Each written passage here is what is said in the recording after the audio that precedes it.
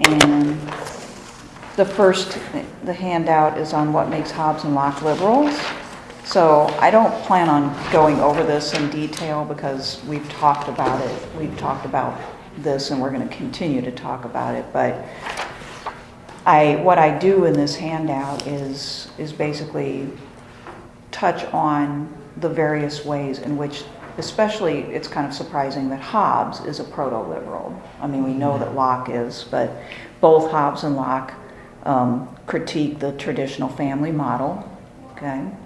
And they do it to debunk aristocratic privilege, right? But in the process, they open up the whole question of the possible equality of men and women and of just equality generally, right? And they open up the idea of the family as something other than natural, ordained by God, etc. Okay, so it's hard for us to think about, I might dwell on this just a little bit, it's hard for us to think about the family as other than contractual at this point in time, because marriage is seen as a contract, it's a legal agreement. The law is all over family relations at this point, okay? So we have to kind of think about how did people think about the family prior to the advent of the liberal way of thinking, okay? So what other basis for the family, what other foundation for the family would there be other than mutual contract? I mean, like prior to liberal time, it was there. You have the man of the house, and the woman is supposed to be his helper, and she's supposed to do the raising of the kids, and the man goes out and has a job and brings home money to help support the family, kind of thing. Right. Yeah. That was the way it used to be. But I mean, before, the state did have so much control over what you could and couldn't do within your family. There really wasn't. You didn't really have any boundaries as to how you treated your family. It was basically just what you learned through church or what you were taught from your parents. Right. So the man was the authority. He got to decide how to deal with his family. And you're right to bring in the church and the biblical side, because this would have been thought to be ordained by God. God created the institution of the family. He made first Adam the head of the family, and that model then becomes the model for the family. And there was this idea that there's a real natural difference between men and women, right?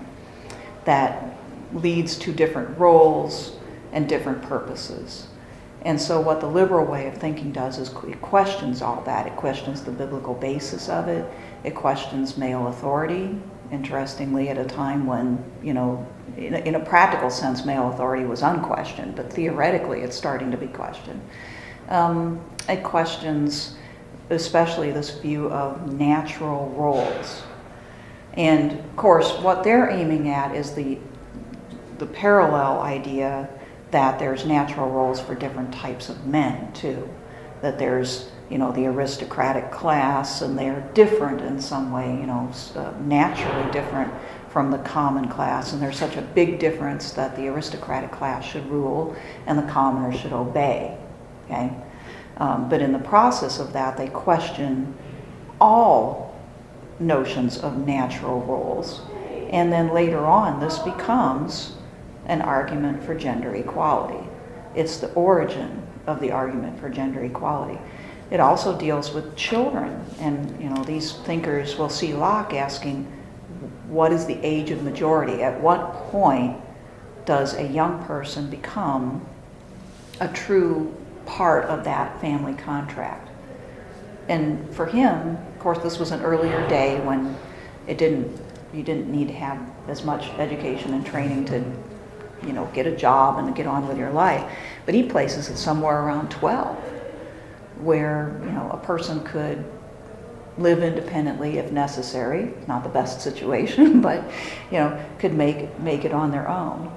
And at that point, the child consents, and there is a sort of equality, not complete equality, but there's somewhat of an equality between parents and children, with the idea that each will provide certain things in this relationship.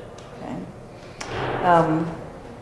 If the child continues to obey the parent, it's a sign of tacit consent to the contract.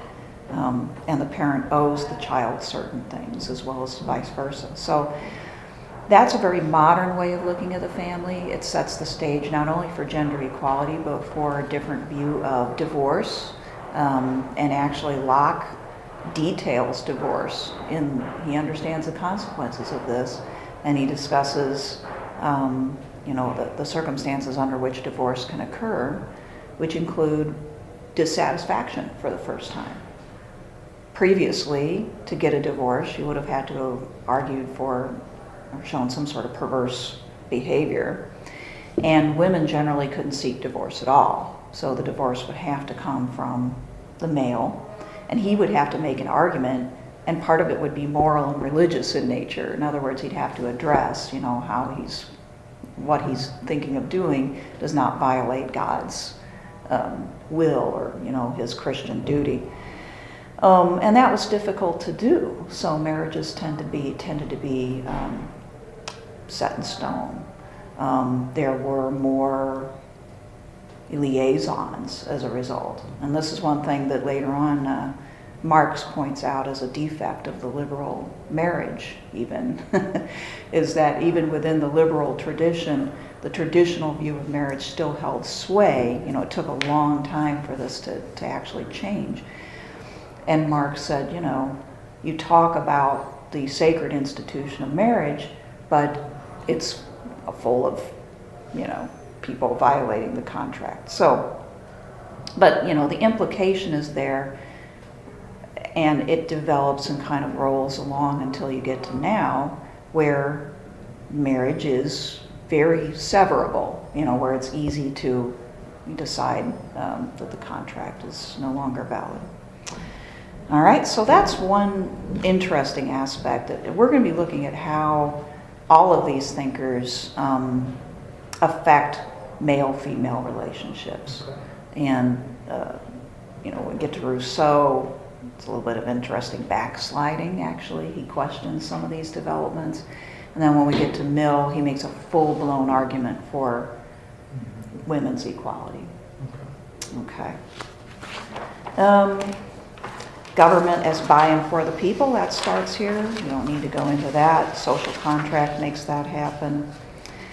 Both Hobbes and Locke see religion as a divisive element. And this is something that a lot of people don't understand about Locke, and I want to emphasize. The origins of religious toleration are in the desire to mute the aspect of religion that's about conflict. In other words, the desire to stop religious conflict is the reason for the teaching on toleration.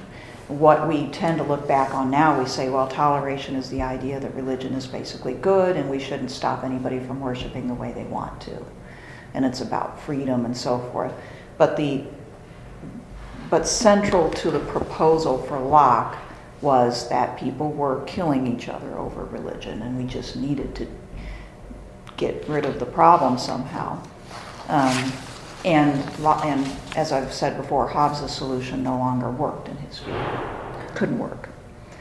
Let's see. Both relied on human reason to make positive change. So, although Hobbes emphasizes human passion, he appeals to people's reason to get them out of the state of nature. And really all the way along, the idea is that political science, the application of human reason, can solve political problems. We don't need to rely on religion. We don't need to rely on tradition.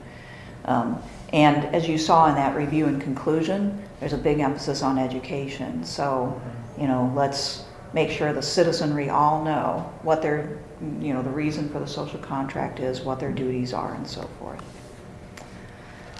And of course, Locke is an early Enlightenment thinker. Some people put him in early modern, and other people put him in early Enlightenment. I know it's kind of a distinction without a difference, really, but early modern is considered by historians to not quite be Enlightenment thought. But I don't see any reason to cut that off. He's obviously an Enlightenment thinker. So for him, it's clear we can apply reason to our situation even in the state of nature. We certainly can do so in making the social contract. The laws of nature are rules of reason that actually apply in nature as well as in civil society. So that's a big change. Hobbes said they really don't apply unless the sovereign makes it so, right? Mm-hmm. Locke said, no, they do apply, and this is the reason why Locke will advocate the right to revolution. All right, so let's see. Doesn't he call, because when I read this chapter last night out of here, Mm-hmm. and didn't it say in there that he condones rebellion, not revolution? Is that what he calls it? Does he call it rebellion instead of revolution? Yeah, but I don't, it seems like I didn't know if that had a significance or not. it may be a distinction without a difference. Mm-hmm. In other words, I'm not sure if the author makes a good distinction there. If it's rebellion, the implication is that you're rebelling against a legitimate authority. Revolution is the idea of, first of all, acting in accordance with the laws of nature. Also, returning to an original state. That's literally revolution means revolving, turning back to an original state. So the author is making the point that really, in a practical sense, Locke was advocating rebellion because in most cases you wouldn't be returning to a previous state, right? Yeah. But in the way that we understand revolution, I think he's advocating that. Okay. It's just that you'd have to make the argument, getting into the weeds a little bit, that the original state was actually Locke's social contract, when in fact it really was monarchy and feudalism. Mm-hmm. Does that make sense? Yeah. Mm-hmm. Okay. Yeah. All right. I think the term revolution actually is coined in and around this time too. It's not something that was always existing. So, okay. So the Enlightenment just takes these ideas that are born out of Hobbes and Locke and radicalizes them. Anti-aristocracy, during the French Revolution became lopping off people's heads and calling everybody citizen. The democracy that starts in Hobbes' state of nature, where everybody's equal, becomes more and more a demand for democracy in the government, complete equality, which again blossoms in both the French Revolution and later on in socialist thought. The doubting and questioning of religion that occurs in Hobbes and Locke becomes more open rationalization of religion or outright atheism. What I mean by deism is in the Enlightenment there was a strong trend towards believing in a sort of first mover, remote God. You've probably heard the term clockwork universe, right? A God that set things in motion, put certain laws into nature and then step back, but isn't a personal God, because that personal God doesn't accord with reason. There's too many fables surrounding it and so forth. So that questioning and rationalization or outright atheism of the Enlightenment has its roots even in Hobbes, or even further back actually in Machiavelli, who we don't look at in this class. So, and consequent to that is that faith in human reason continues to expand as you put less of the burden on God and religion and more of the burden on human beings. There's a faith in reason that more or less equals the previous faith in God. And that led to some fairly nasty circumstances like the French Revolution. In other words, faith in God, setting aside the truth of God, right? Faith in God is a sort of balancing mechanism in the human mind. If you don't think that you have all the answers, you're a little bit more likely to submit to authority. You're a little bit more likely to perhaps not strive to fix every problem. But with that faith subsiding, you get a parallel growth in the hope and faith that human beings can solve all problems. And this leads to the social engineering of the French Revolution and on farther. So a lot of people will say there are two branches of the Enlightenment. The one that led to the French Revolution and the Communist revolutions, and the one that led to the American Revolution, which was the so-called Revolution of Sober Expectations, right? A sort of modification of the Enlightenment revolution, right? Okay. So any other questions about that? You can kind of just look that over, especially preparing for midterm. Okay. Yeah, will this help with it? Definitely, all of these comparisons that we've done will definitely help, because I'm going to be kind of looking asking. at the questions, they are kind of comparing Mhm. Hobbes and Locke. Yeah. Yep, so I'd go back to the first one where we do ancients and moderns, and I believe there was one other that we did, basically comparing Hobbes with ancients, right? And then this one, if you use those three, you'll be in a good position for the comparative questions. Okay, I gave you the English Bill of Rights, which just look over at some point. This was a document that was created during the Glorious Revolution, and that's the time that Locke lived through. So you can see that it starts out actually with, whereas the late King James II, by the assistance of diverse evil counselors, judges, and ministers employed by him, did endeavor to subvert and extirpate the Protestant religion and the laws and liberties of this kingdom. That's a sort of fiction in a sense. There's a couple of fictions there. One is that it's really not his fault, but it's his evil counselors, because there was still the notion that the king ultimately was the authority and could do no wrong. If you were going to rebel or revolt against him, there was a conventional way to do this, and it was to claim that the king didn't really know what he was doing. So that's interesting.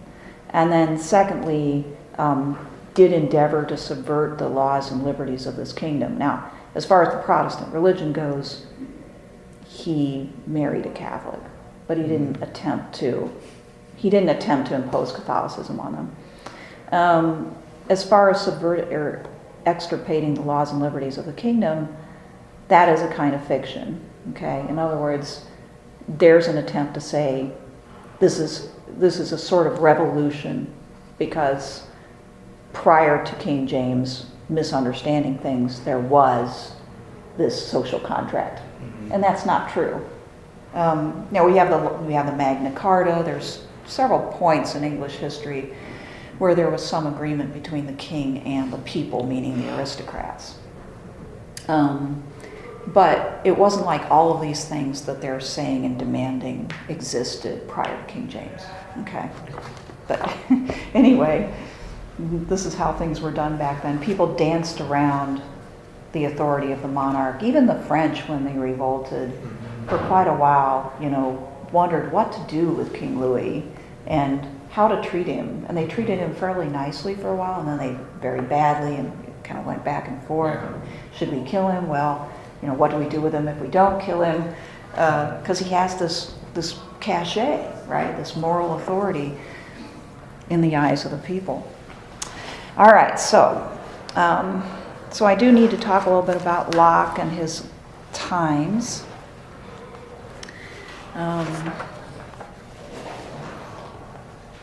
His father was a Puritan, and he grew up he was a child during the time that Hobbes lived through as an adult. So he got to see the English Revolution, but as a child, he got to see the execution of Charles I and all those changes, the rule of Parliament, Oliver Cromwell, and then the restoration of Charles II. So it's not as though he was unaware. He was very aware of those events that had caused Hobbes to say we need to have a return to strict absolute monarchy. I asked you this, but did he read Leviathan or any of Hobbes? Oh yes, He did? Okay. Absolutely, absolutely. He was very well aware of Hobbes's argument, and he agreed with it at first when he was in his 20s.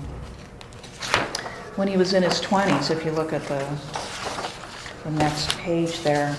He wrote a book which was unpublished until something like the 60s or 70s, which is kind of amazing, called The Two Tracts of Government. Yeah, it was published much, much later. So very few people, other than his immediate people who knew him, would have been aware of this argument. He wrote it when he was 28 years old. It follows Hobbes's argument almost to the letter. And, he agrees with Hobbes that you need to have this imposition of one religion and that the law needs to support it, needs to be enforced, called the establishment, establishment of religion. And later, as events started to unfold, especially during the reign of James II, he changes his mind. Okay? So it's probably the events of the time, but it could also have been partly his father's influence, because his father was a part of the revolution against Charles I and agreed with the changes that had happened. And so it could be that family influence, but especially the influence of events made him change his mind. But that's why I say, Locke was very concerned about stopping religious conflict. Okay, that's key. When he changes his mind about how to handle that, it's not a change in the attitude towards religion. Okay. All right, a little bit about his life. He was actually a medical doctor. That's what he was, but he never really practiced medicine too much. He did a little bit, but it wasn't like he made his living as a doctor. Yeah. Back then, things were quite a bit looser. It's not like you had to have what we would consider education of a medical doctor. Mm-hmm. He studied biology. He did a lot of. They had cadavers and they dissected them, and people learned as much as they could about the human body from doing that. So he could practice medicine, but for the most part, he did not. Typical childhood, he was tutored at home until 14, and then he went to a boys' school. And then after that to Oxford at the age of 20. And after his education, he worked for the first Earl of Shaftesbury. And that became a lifelong connection. Again, pretty typical for somebody who wanted to be a scholar was to attach themselves as a secretary and tutor to a wealthy family. And then they would basically give him a pension, they called it. Pension used to not be something that you got when you retired, but just a certain amount of money every year that kept you afloat, and then he lived in their household. So he was the tutor to their son. He provided medical advice. He pretty much did whatever was asked of him, but it gave him a lot of time to write, okay? And Shaftesbury was a Whig. He was a member of the party that was versus the Tory party. The Tory party was much more for the royal family, much more for tradition. Similar to the Whig party that was in America. Do you know? Yeah, it branched out of that. The Whigs were liberal. Yeah. Now the Whigs in England were less liberal than the American Whigs, but that's no surprise. But the English Whigs were for parliamentary control, sharing power with the monarch, for basically they were the origin of the Bill of Rights and the Glorious Revolution. Okay, so they wanted to change the way the monarchy was to make the monarchy more like what we would think of as an executive power, and the parliament to have much more power, so that it wasn't just a rubber stamp for the king or the king had the power back then to basically either call up parliament or not. If they didn't want to deal with the people, they would just not have a parliament. The Whigs wanted to have that parliament meet without the king's consent and that kind of thing. Okay, so yeah, when the Whigs in America were wanting much more than that. They didn't want a king. Yep. All right, so through the Earl of Shaftesbury, he was sort of elevated. You know, he came from a common origin, kind of like Hobbes, okay? But, you know, through this connection, he became actually secretary for the Council of Trade and Plantations. And in that capacity, he learned quite a bit about international trade and the slave trade, unfortunately. And though Locke seemed to be questioning slavery, and we'll see that in the second treatise, there's some controversy about Locke because he invested in what we would call stock of companies involved in the slave trade. So it would be like, not quite of the same moral gravity, this example, but it would be like if you were against smoking in writing, but you invested in Philip Morris, okay, with the idea that it's always good to make money. You know what I'm saying? So people look at that and say, well, how anti-slavery was he really? And so there's a question about that. It's just interesting. He was an advisor to Charles II. But then when the Earl of Shaftesbury lost favor with Charles, probably because of his Whiggism and his, you know, questioning of his authority, Locke left that position of Secretary of Council of Trade and Plantations, went to teach as a professor at Christ Church in Oxford. He spent some time in France.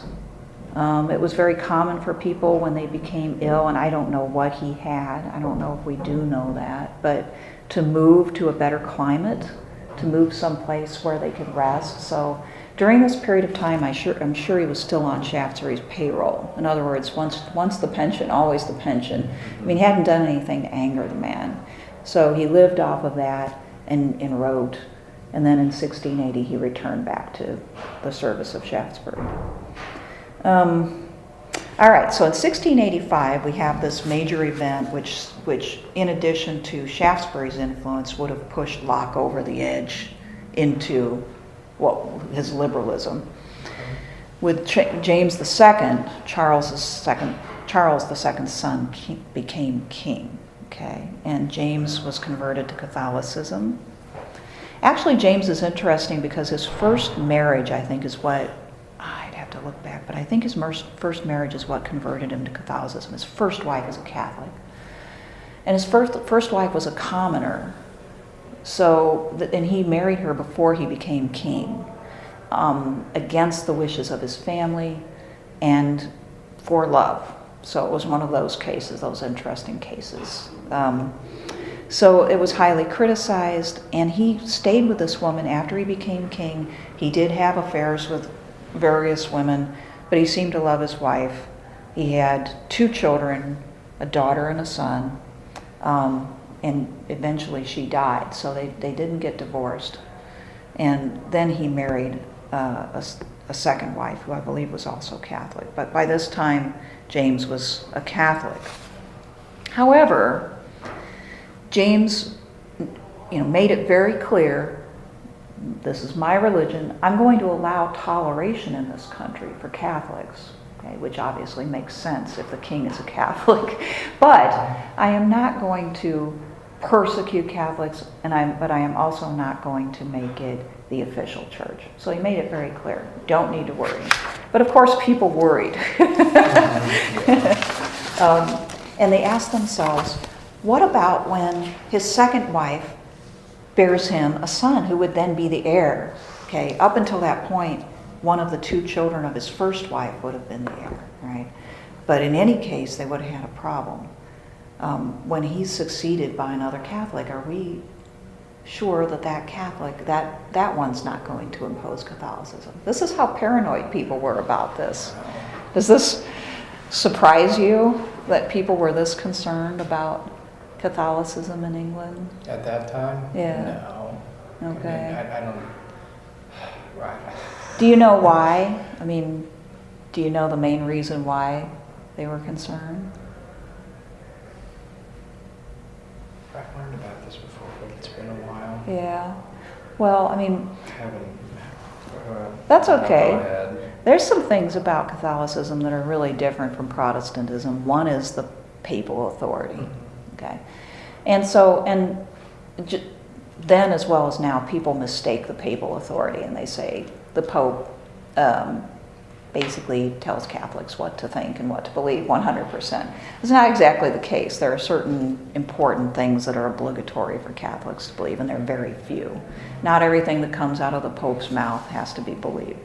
But that's definitely what every Protestant thought, okay? They definitely thought whatever the Pope tells Catholics to do, they're going to do. And so, and that creates a division between Catholics and the rest of the population. Didn't it kind of go back to the whole issue of corruption of the papacy back then?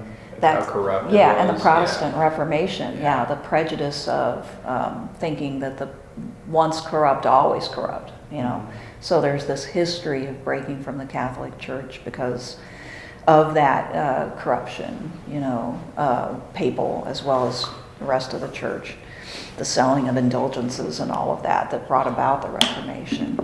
And this worry that the Pope will unduly influence the citizens of England who are Catholics and pit them against the Protestants and pit them against the will of their monarch, right? So it creates this divided loyalty. And yeah, the Protestants thought the Catholics were just plain wrong. And again, there was this concern, again, most of us don't think of things this way anymore, but a real concern for souls, right? Because if the monarch is Catholic and promoting Catholicism, the more people become Catholic, the fewer souls will be saved, right? And back then, one of the purposes of government in most people's minds was to try to shepherd people to their eternal reward. Okay? This is something that Locke rejects. You know, he clearly says it is not the job of government to cure souls, to save souls. But that's not the way most people thought back then.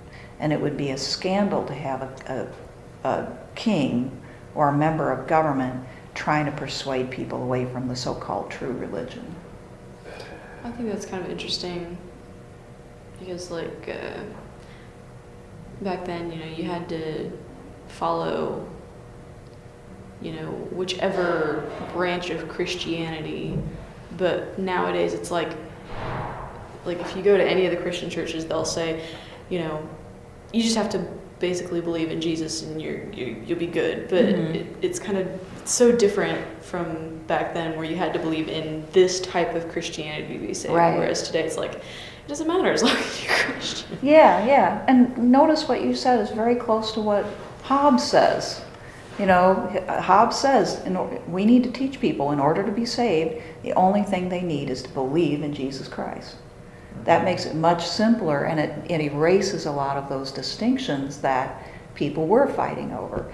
And in his own way, Locke says much the same thing. You know, he says, you know, a lot of these differences that you have, they're superficial.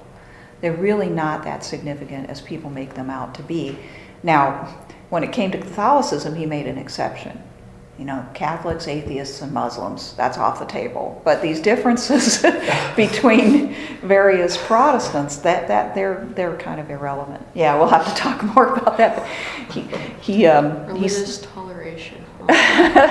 Limited toleration. Yeah. It took a long time for people to tolerate Catholics, Jews, and Muslims. But actually, Locke does not include Jews. Jews are okay with Locke, which is interesting because anti-Semitism was big back then and for a long time to come.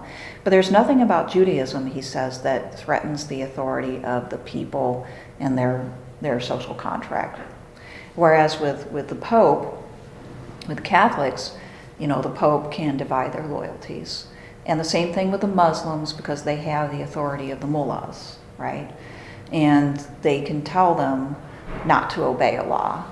And with atheists, it's interesting. He says, you can't believe anything they say, that any contract they make, they don't make with any solemnity because they don't believe in God. Says you can't believe anything they say. You can't believe any commitment they make, basically. Yeah. That's kind of unreasonable. I mean, if every human is born with the ability to reason, which he argues, why would that then stop them? Because it would be unreasonable to make promises that you would then break later on. Yeah. So why would... Well, it's a great question. You're right that his general argument would bear up even in a nation full of atheists, but it may just be a sheer prejudice on his part, that he can't imagine somebody who has no belief in heaven being as committed to their promises. It does go against his argument that rational self-interest should make you adhere to your contract and to your promises. So I have a feeling that he just couldn't imagine an atheist being as serious and probably not as rational as a believer. Was he, like Hobbes, questioned about his religion, like how, Hobbes was, there are various people that say, yes, he is a Christian, no, he's not a Christian, he's just saying these things. Was Locke ever questioned that way? Not as much, not hardly at all during his lifetime. But there's definitely questions now about how serious of a Christian he was. Scholars disagree now about that. There's arguments, but he didn't get nearly the questioning of his basic religious faith at the time as Hobbes did. And you can see that he does not make many, he does argue that the sectarian differences are not as relevant, right? How you worship and so forth. But he doesn't call into question these basic notions of, spirit and just, angels and all of the stuff that Hobbes goes into that whittles away at people's faith. Hobbes really kind of hits you in the face with it, It's hard to ignore. Locke really, either Locke really did believe in basically basic Christianity, or he did a very good job of making it seem so. Now, I tend to think that Locke saw religion as mainly a political and social problem and something to be managed, which doesn't mean he didn't believe in God or wasn't a Christian, but what I see is an emphasis on managing it, because he's a political philosopher and he's dealing with its political and social ramifications. I don't really get too hung up on what he actually believes, since it's so difficult to prove. But he does treat the Christian religion much more respectfully than Hobbes. So He definitely does. yeah, when he uses biblical citations, they don't seem to be as twisted as Hobbes's, not as much. You don't see that kind of forced use of the Bible. Not that he doesn't do it, but it's certainly not as obvious. Yeah, so good question. I don't know if you've gotten to the point yet, but I don't know if you're getting ready to go there. Why did he deny writing the Second Treatise of Government? Well, because at the time he wrote it, the revolution hadn't happened yet. The king was still in power. He was in exile because he couldn't live in England probably without getting arrested. Mm-hmm. And he was not bold enough to put his name on it. He just didn't want to appear too radical at that time. Right, okay. Right. I think it was really out of fear.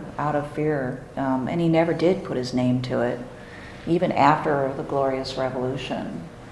How do we know it was wrote by him? There were previous, manuscript versions of it and so forth. Yeah. And he didn't deny it later on. He just never republished it under his name. Isn't that interesting? Yeah. Hobbes gets a bad rap for being a coward, but Hobbes didn't publish anything anonymously. Locke was, feared persecution, and he was very close to the event. There were a lot of people at this time who were talking about revolution and changing things, and he did not wish to be fully associated with that camp. However, everybody knew, since he worked for Shaftesbury and he fled the scene, he was already associated with that camp. And it is a little bit inexplicable to me why he didn't just go ahead, especially after the revolution, and just say, yeah, that was me. Now, his argument did not get taken up by the revolutionaries as their banner, because it was written very in close proximity to the revolution. We don't have evidence that it was actually the cause of anything, okay? So you shouldn't think of it as the reason why the Glorious Revolution happened. But it definitely reflects the thought of many people. He crystallizes that thought and really explores all of its ramifications, okay? So it symbolizes well what people were thinking about government at the time. His boss, Shaftesbury, was at the lead against James II, and they both fled in 1683. Then Shaftesbury died. And so after that, Locke was on his own. He stayed in Holland, and he began to advise King William in Holland, the future King William. William and Mary were the son and daughter of James II's first wife. Okay. So were they in exile this time too then? Yes. Mary was, oh yeah, that's right. I think maybe I told you wrong before. The first wife must have been Protestant, because otherwise Mary wouldn't be a Protestant. It's hard to keep these monarchs and all of their descendants straight, but yeah, it must be just the second wife that was Catholic. Anyway, so Mary was a Protestant. This made her kind of a target of aspirations for the people in the Glorious Revolution, because they thought, we can bring in a successor to James while avoiding the danger of bringing in a Catholic. Okay. So, the Glorious Revolution occurred in 1688. Parliament basically took over. They ejected James II, invited William and Mary to power. And interestingly, Locke actually helped Mary come back to England. So he was very associated with the new monarchy. It was a revolution, at least this is how the English people would think of it in the future. It was a revolution because they said it brought the government back to its true origins and intentions, that it never should have been a Catholic monarchy, that James had threatened the relationship between the monarch and the parliament, had threatened the relationship between the monarch and the aristocracy and so forth, and that William and Mary were bringing back the original intention. Okay. That's really probably not true. So this new form, or I guess the results of the Glorious Revolution, was Hobbes a supporter of all of it, or just some of it? Hobbes was dead by that time. Oh, he was? Yeah. Okay. I don't think he would have. I mean, that's the question. Would he have approved of it? No. Right. Because it substituted absolute monarchy for really a shared power between Parliament and the monarch. And also this Bill of Rights that you have, it issues all of these rights and more or less demands of the people against the king. Mm-hmm. So he wouldn't have liked that. It's too democratic. Okay. Yeah. So with the Glorious Revolution, you have this idea of limited monarchy for the first time. Okay. Now, in reality, the English monarchy had been limited in feudalism, okay? Because the monarch needed to have the support of the aristocrats to get anything done. That's what the Magna Carta was all about, agreeing between the monarch and the aristocrats, how the monarch would treat them, okay? So it's a little bit of a fiction to say that the monarchy was absolute in England, okay? But it was too powerful for their view, and with the Glorious Revolution, it's limited much further, and Parliament really becomes dominant. The monarch begins to be more of an executive, executing the laws, in other words, but not making them. You can't simply pass an edict and say, this is the way things will be from now on. So this Toleration Act, is that part of the result, or is Yes. this? Okay. Yeah, one of the results of the Glorious Revolution was the Toleration So they Act. came out and said, wow, we demand that you tolerate all Protestant sects, but not Catholics, Unitarians, and atheists. There weren't any Muslims for the most part, so they didn't include them. One of the big points that Locke makes a great deal of in the second treatise is this power of Parliament to basically control money. Prior to this time, the monarch could try to demand, with some success, to raise money, to raise taxes without Parliament's consent. After this event, taxation with representation, okay, which is where the Americans got their slogan from. You know, if there's no taxation without representation in England, then it should be the same here. Why are we treated differently than other English citizens? So, and that was big because in Locke's view, if you had a government that could take your property, which is what taxes really mean, take your property without your consent, you've got a tyranny in his view. And it's a government that could threaten your existence. It could take everything and leave you with nothing. Your property, in his view, is tied up so intimately with your bodily safety that you have to have this power to say no, and you do that through Parliament. Okay? So he would have and did fully support that. Okay. Parliament could meet on its own without the monarch saying so, and speech in Parliament was totally free, which is not to say speech in the rest of the country was totally free.